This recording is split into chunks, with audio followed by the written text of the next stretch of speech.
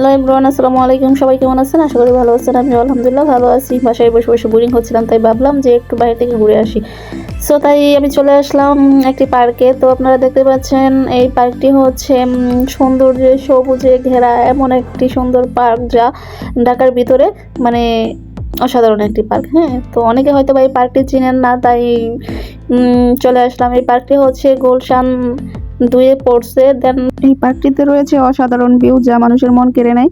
অনেকে বিকেলবেলা এই পার্কটিতে ঘোরাফেরার জন্য আসে, অনেকে সময় কাটানোর জন্য আসে, অনেকে এনজয় করতে আসে। সো পার্কটি হচ্ছে মনোরম পরিবেশে ঘেরা। এখানে একটি নার্সারি রয়েছে, বিভিন্ন ফুলের এবং ফলের গাছ রয়েছে। আপনারা চাইলে এসে এখানে নার্সারিটাও ভিজিট করতে পারেন।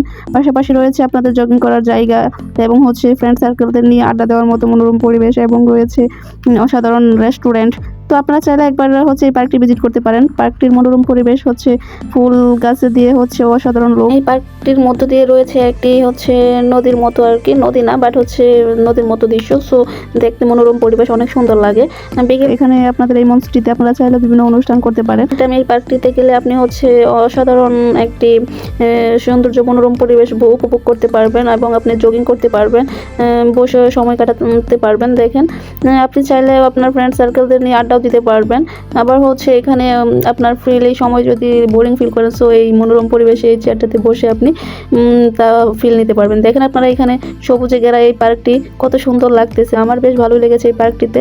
তারপর আপনারা চাইলে এখানে রেস্টুরেন্ট বুক করতে পারবেন, আবার পার্টি করতে পারবেন। এখানে সুন্দর একটা রেস্টুরেন্টও আছে। তো পার্কটি মোটামুটি দেখতে আমার কাছে ভালোই লেগেছে। সো আপনাদের পার্কটি দেখতে কেমন লেগেছে অবশ্যই কমেন্টে করে জানাবেন। এটি পার্কটির মেন গেট, যেটা দেখতে অসাধারণ একটা লুক।